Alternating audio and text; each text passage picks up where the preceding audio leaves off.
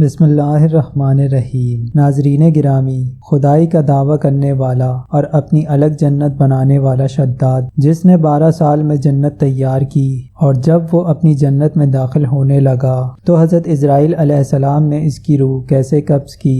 آج کا یہ واقعہ تذکرۃ الانبیاء کتاب سے لیا گیا ہے۔ قصہ کہانی سمجھے جانے والی اس جنت کے کھنڈرات آج دریافت ہو چکے ہیں، لہٰذا ناظرین اس ویڈیو میں ہم آپ کو بتائیں گے کہ شداد اور اس کی جنت کا کیا انجام ہوا، اور ساتھ ہی یہ بھی بتائیں گے کہ وہ کون شخص ہے جو شداد کی بنائی ہوئی جنت کو دیکھے گا کہ جنت کہاں ہے اور کیسی ہے۔ خواتین و حضرات، اس بدبخت شداد کا مکمل واقعہ سن کر آپ کی آنکھوں میں آنسو اتر آئیں گے، کیونکہ شداد کی قسم پرسی اور بیچارگی پر ملک الموت کو بھی 2 بار ترس آیا ہے۔ قرآن پاک میں بھی شداد کی اس جنت کا ذکر ہے، بلکہ نبی کریم صلی اللہ علیہ وآلہ وسلم نے بھی پیشن گوئی کی تھی کہ میری امت کا ایک شخص اپنے اونٹ کی تلاش میں اس تک پہنچے گا۔ ناظرین گرامی، قوم عاد سے صرف 2 بادشاہ بہت جاہ و جلال والے ہوئے، اور وہ دونوں بھائی تھے۔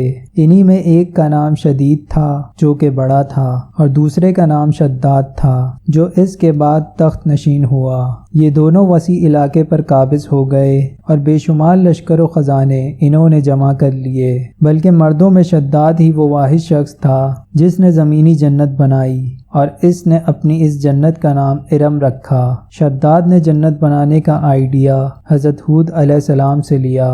حضرت ہود علیہ السلام نے جب اللہ کی عبادت کا پیغام شداد کو پہنچایا تو شداد نے یہ الفاظ کہے کہ میرے پاس دولت بھی ہے، عزت بھی ہے، شہرت بھی ہے، خدا کی عبادت کر کے میں کیا کروں گا۔ شداد نے اپنے تخت پر بیٹھنے کے بعد اپنی دونوں سلطنتوں کو کمال و عروج تک پہنچا دیا۔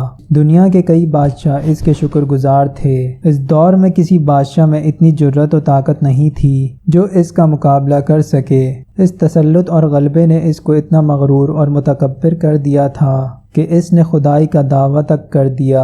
اس وقت کے علماء کرام جو سابقہ انبیاء کے علوم کے وارث تھے، انہوں نے اسے بہت سمجھایا اور اسے اللہ کے عذاب سے ڈرایا۔ وہ کہنے لگا جو حکومت و دولت و عزت اس کو اب حاصل ہے، اس سے زیادہ اللہ کی عبادت کرنے سے کیا ہوگا۔ جو کوئی کسی کی خدمت اور اطاعت کرتا ہے یا تو عزت و منصب کی ترقی کے لیے کرتا ہے یا دولت کے لیے، مجھے تو یہ سب کچھ حاصل ہے، مجھے کیا ضرورت ہے جو میں کسی کی عبادت کروں۔ سمجھانے والوں نے یہ بھی کہا کہ حکومت و دولت فانی چیز ہے، جبکہ اللہ کی اطاعت میں اخروی نجات اور جنت کا حصول ہے، جو دنیا کی ہر دولت سے بہتر اور زیادہ قیمتی ہے۔ اس نے پوچھا یہ جنت کیسی ہوتی ہے، اس کی تعریف اور خوبی مجھے بتاؤ۔ نصیحت کرنے والوں نے جنت کی وہ صفات جو انبیاء کرام کی تعلیمات کے ذریعے ان کو معلوم ہوئی تھیں اس کے سامنے بیان کی، تو اس نے کہا مجھے اس جنت کی ضرورت نہیں، ایسی جنت تو میں خود بھی دنیا میں بنا سکتا ہوں۔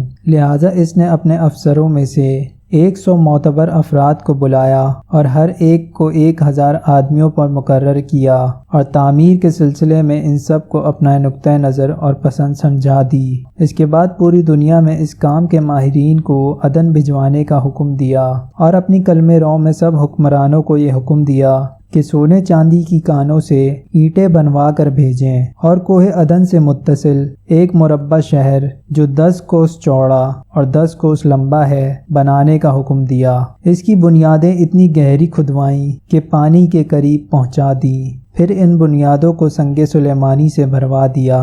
جب بنیادیں بھر کر زمین کے برابر ہو گئیں تو ان پر سونے چاندی کی اینٹوں سے دیواریں چنی گئیں۔ ان دیواروں کی بلندی اس زمانے کے گز کے حساب سے 100 گز مقرر کی گئی۔ جب سورج نکلتا تو اس کی چمک سے دیواروں پر نگاہ نہیں ٹھہرتی تھی۔ یوں شہر کی 4 دیواری بنائی گئی۔ اس کے بعد 4 دیواری کے اندر 1000 محل تعمیر کیے گئے۔ ہر محل 1000 ستونوں والا تھا، اور ہر ستون کو جواہرات سے جڑوایا گیا تھا۔ پھر شہر کے درمیان میں سے ایک نہر بنائی گئی، اور ہر محل میں سے اس نہر کی چھوٹی چھوٹی نہریں لے جائی گئیں۔ ہر محل کی دیواریں اور فرش یاقوت، زمرد، مرجان اور نیلم سے سجا دیے گئے۔ نہروں کے کنارے پر ایسے مصنوعی درخت بنائے گئے جن کی جڑیں سونے کی، شاخیں اور پتے زمرد کے تھے۔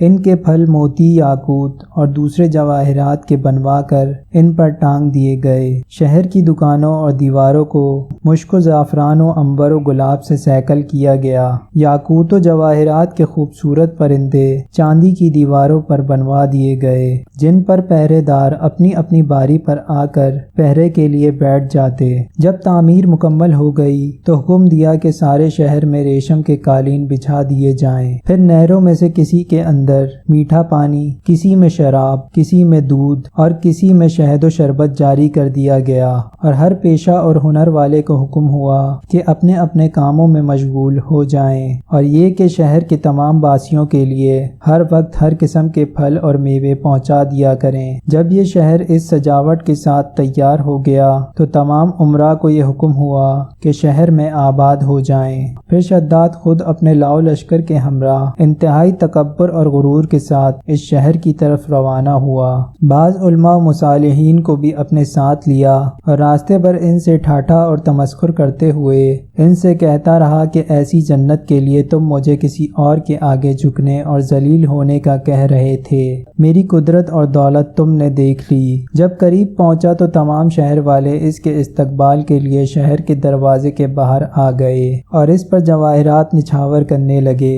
اسی ناز و ادا سے چلتے ہوئے جب وہ شہر کے دروازے پر پہنچا تو روایت ہے کہ ابھی اس نے گھوڑے کی رکاب سے ایک پاؤں نکال کر دروازے کی چوکھٹ پر ہی رکھا تھا کہ اس نے وہاں پہلے ایک اجنبی شخص کو کھڑے ہوئے دیکھا اور پوچھا کہ تو کون ہے؟ اس نے کہا میں ملک الموت ہوں۔ پوچھا کیوں آئے ہو؟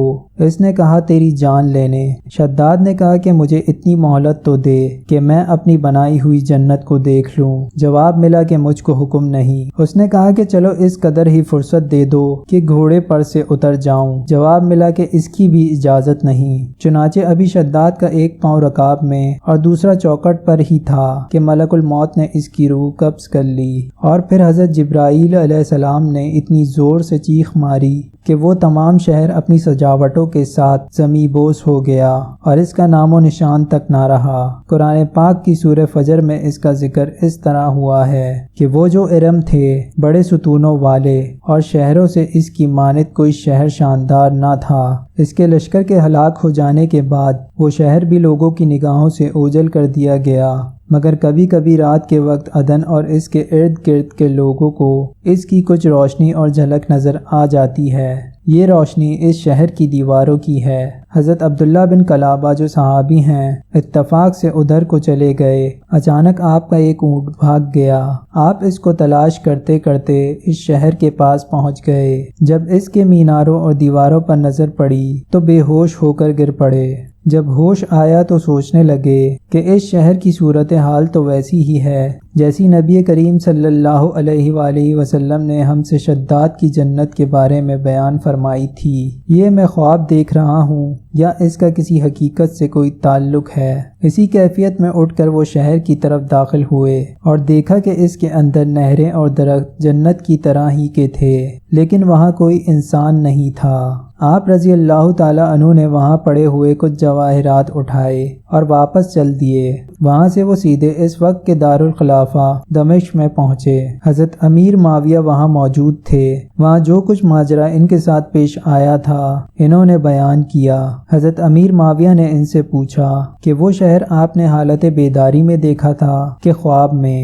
حضرت عبداللہ رضی اللہ تعالیٰ عنہ نے بتایا کہ بالکل بیداری میں دیکھا تھا۔ پھر اس کی ساری نشانیاں بتائیں کہ وہ عدن کے پہاڑ کے فلاں جانب اتنے فاصلے پر ہے، ایک طرف فلاں درخت ہے اور دوسری طرف ایسا کنواں ہے، اور یہ جواہرات یاقوت نشانی کے طور پر میں وہاں سے اٹھا کر لایا ہوں۔ حضرت معاویہ یہ ماجرا سننے کے بعد نہایت حیران ہوئے اور اہل علم حضرات سے اس کے بارے میں معلومات حاصل کیں کہ کیا واقعی دنیا میں ایسا شہر کبھی بسایا گیا تھا جس کی اینٹیں سونے اور چاندی کی ہوں علماء کرام نے بتایا کہ ہاں، قرآن مجید میں ذکر آیا ہے، مگر اللہ تعالیٰ نے اس کو لوگوں کی نگاہوں سے چھپا دیا ہے۔ ناظرین کرام، مال و دولت کے غرور اور گھمنڈ میں سرکشی اور تکبر نہ کریں، بلکہ ہمیشہ دل میں خوف خدا رکھ کر تواضع اور انکساری کو اپنی عادت بنائیں، اور جہاں تک ہو سکے اپنی زندگی میں اچھے اعمال کرتے رہیں۔ اللہ ہم سب کو عمل کی توفیق عطا فرمائے،